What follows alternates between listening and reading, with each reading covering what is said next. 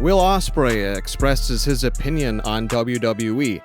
You've got Ricochet and Javon Evans getting into it over social media, and a couple other things that are happening right now in the wrestling world. And I'm also going to quickly touch on Collision from yesterday on this episode of Screw the Script.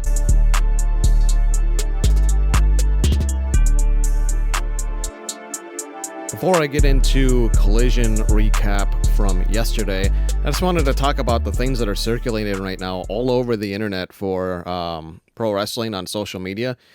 First, we'll talk about Will Ospreay and the choice words that he's had for WWE. Now, I see his argument, and I agree with him on parts of the argument, but as a whole, I don't think this is needed. We already know his opinion on WWE. So right up here, I'll have it for you guys, and I'll read it from my laptop here. He says, I got into WWE when I was a kid, but when I became a teenager, I thought it was lame.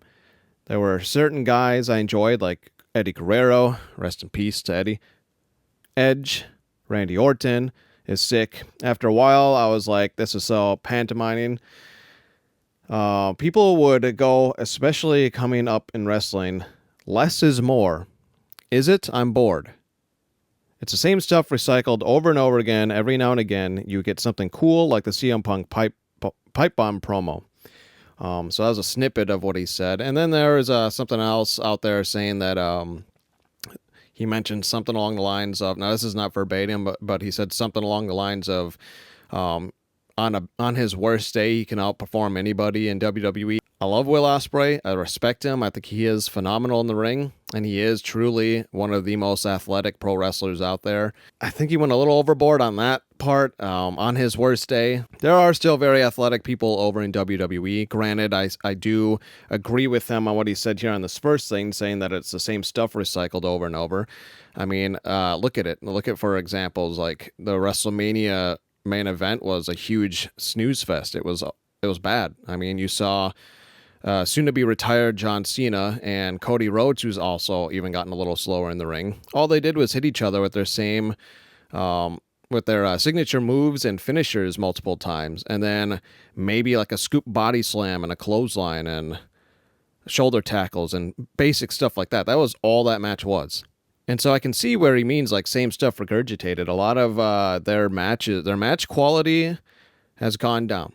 You can be the biggest tribalist towards WWE and still recognize the fact that, yeah, matches from 10, 20 years ago were a lot better than they are now. There is nothing, not even close to nothing that has happened in WWE, especially on their big shows, that have matched anywhere close to the quality, for example, Shawn Michaels versus Undertaker at WrestleMania. Not even close. Or Kurt Angle versus Shawn Michaels at WrestleMania 21, I believe it was. Not even close. I could go on with the list, but I'd be talking for 10 minutes about my examples. But those are just two quick examples off the top of my head that I just rattled, that if you go back and rewatch those matches, you're like, damn, like, yeah, they used to go in the ring. And I don't like that there's so many people that say, oh, like AEW is all flippy bullshit and they just no-sell everything and this and that, and it's too much gymnastics and stuff in the ring. Those matches that I just pointed out, think back on them if you've seen them. That Shawn Michaels Undertaker match, they hit each other with everything that they could, plus their finishers multiple times. It went on for like a 40-minute exhibition. You don't see that in WWE anymore. And then what I think is even technically the better match, not on like a grand scale per se, but that Kurt Angle Shawn Michaels match, I guess I'm a little biased because I got Shawn Michaels right behind me. He is probably my all-time favorite WWF, WWE pro wrestler. Him and Kurt Angle had in my mind, is still one of the best WrestleMania matches ever. At WrestleMania 21, I believe it was, or 22, somewhere around there. You watch that match, and they not only did they hit each other with finishers, they had amazing reversals, technical and creative reversals out of moves. They hit each other with dozens of different things besides their signatures and finishers. And you don't see that in today's WWE product. It is what I'm agreeing with on Will Ospreay here, it is very recycled over and over again. When you see one Roman Reigns match, you've seen pretty much all of them because he's a two-trick pony. He's a spear and a Superman punch. He does maybe 5 other moves besides that. And I don't count like basic things like throwing punches and shoulder tackles, clotheslines, things that every wrestler does. That's just kind of mixed in with everybody's style and move set that they do. I don't count that because everybody does that. Roman Reigns is his signature and his finisher, and then he does maybe the drive-by, and I can't really think of anything else right now. That's it. If you took the top stars outside of a few, which is where I don't agree with Will Ospreay on this, because there are a few stars in WWE that can go in the ring with him. Seth Rollins, Finn Balor still at his age. I would say even AJ Styles, even though he's gotten older, just to name a few. Those guys... But look at the difference. Those guys have quite the move arsenal. They have a lot of stuff to their game. That's just my coverage on the Will Ospreay stuff. Next, we'll get into something else here going on. Ricochet and Javon Evans stuff that's going on. I'm sure you've seen the tweets, but here's just a snippet if you haven't. The initial one was Ricochet basically saying that he learned from Shawn Michaels when Javon was like 12. He went on to win multiple titles. Let me know when you win one. And they called him a little boy. So, and now here's the thing. I think Ricochet is really, really working his heel magic. And we'll get to Collision in a minute here. And I think he works Javon Evans. I think part of this is real Ricochet saying real stuff, but it's also his character. I mean, he's playing the douchebag asshole heel so well. And I genuinely think Javon Evans got worked here. Javon responded with, you learned from HBK when I was 12 and became a multi-time champ. Now you're wrestling in front of 2,000 people every week for a crackhead. Talk about an upgrade, am I right? That is such a bad response, in my opinion. One, Javon Evans is in NXT. He wrestles in front of like 500 people. So his 2,000 thing, not even a good dig. Two, pretty hilarious that he mentions Tony Khan being a crackhead, even though there's really no proof of it other than he's goofy as hell. Tony Khan is very awkward, but there's no proof that he's a crackhead. It's just stuff circulating on the internet of people that want to shit on AEW. When the funny thing is, I love Shawn Michaels, but he dealt with some drug issues when in the middle of his career. He runs NXT. I think Javon Evans takes the L on this, to be honest. Ricochet says, how many people does the PC hold? But keep up the energy. It makes you look cool. Performance Center.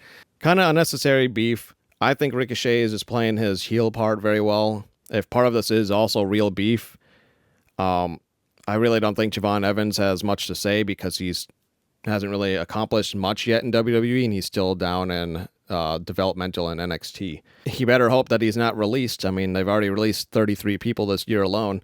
If he gets released, I think he's burnt bridges to go to AEW after calling Tony Khan a crackhead and feuding with Ricochet. Another bad look for WWE, besides what I guess you could say a bad look for both promotions, but again, I kind of side with Ricochet on this. Javon Evans kind of made himself look like he was worked, kind of a clown. Doesn't have much of a leg to stand on. This one's much more one-sided. We all probably saw the fumble that Hulk Hogan had recently with Shelton Benjamin, calling him Benjamin Shelton or something. He didn't even get his name right. And he just lies through his teeth like crazy. He is the most racist, egotistical liar. And it's such a bad look for WWE and TKO because they're still promoting his Real American Beer. You see it plastered on their ring mat. Like, this guy is a joke. He hasn't been relevant in 20 years. And on the Raw Netflix debut, he's probably part of the reason why half the people only returned, because they got 6 million people, I think, on the debut. He came out to roaring boos. And then you see things like this. Shelton Benjamin calling him out, saying, "You lost me forever with your don't get caught," or as you would call it, apology speech.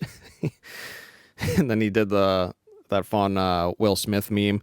And then you also got this from MVP also defending Shelton. Pathological lying piece of human excrement. I mean, We're just waiting for the third thumbs down, Bobby Lashley to tweet something out, you know, like just a bad look for Hulk Hogan, bad look for WWE and TKO. They really need to do what they can to just take that sponsor away. If they're going to keep doing sponsors on the ring mat, there's so many more things that they can choose besides Hulk Hogan's Real American Beer. Now to quickly run down Collision. I think it was another really good Collision, and I actually, again, this has happened a few times now this year, I think this was better than Dynamite. Kind of going back to Ricochet, he had an opening match. He won his match pretty quick. Not much to say on the actual match, but then he got in with Zach Gowen, if you remember him. He got thrown down a flight of stairs by Lesnar like 20 years ago on SmackDown. Here's a photo of him. He got into it with him, gave him his finisher in the ring, and then took his prosthetic leg. And now I guess they're gonna have a match at Spring Break or whatever it's called next week. Like, Beach Break. They're gonna have a match at Beach Break. He is really working the crowd. This is top tier heel Ricochet. This is top tier Ricochet in general. Then you had a phenomenal rematch here. There's a photo between Dralistico and Speedball Mike Bailey, who picks up the win. Really, really good match. These two, both their matches now have been great. Speedball has fit so damn well in the AEW format. Sky's the limit for him in 2025. I think him and Kevin Knight are still somewhat a tag team. We'll see where that goes. And then a couple other quick things that happened. You saw Grizzled Young Veterans and Paragon are going to have a match. That should be really good. Both are great tag teams. You saw just dominance performance by the Don Callis family. I think they're at the inner circle level now of dominance in AEW. They have such a legit group of guys. I love Kyle Fletcher. I love Takeshita. I love the walking weapon, Josh Alexander. Even seeing guys like Lance Archer finally get used better is really good to see. Brian Cage is injured. I don't know. I'm not quite sure why he hasn't been at least out there with the Don Callis family, unless his injury is that bad where he can't even travel or be ringside. So I'm not sure what to think on that, but just wanted to make that a note real quick of how well the Don Callis family has been presented. And Kyle Fletcher reminds me of Randy Orton, like young Randy Orton, so much that I think 2026 is going to be his year to break out to the AEW World Title picture. Match of the night for me. We'll talk about it in a second. We also saw Chris Statlander have a match against Willow. Statlander kind of showing her heel tactics because she ended up cheating to win, but another solid women's match in AEW. Like I've said, I'll say it again. I sound like a broken record, but AEW's women's matches in 2025 and end of 2024, their feuds have all been really, really good. So another solid match there. My favorite match of the night, though, Garcia versus Dax. That was really good. It was better than I thought it was going to be. Daniel Garcia has really grown on me. I was pretty lukewarm on him for a long time. But he's just so good in the ring at such a young age. I don't even think he's close to 30 yet. I think he's like 26 maybe.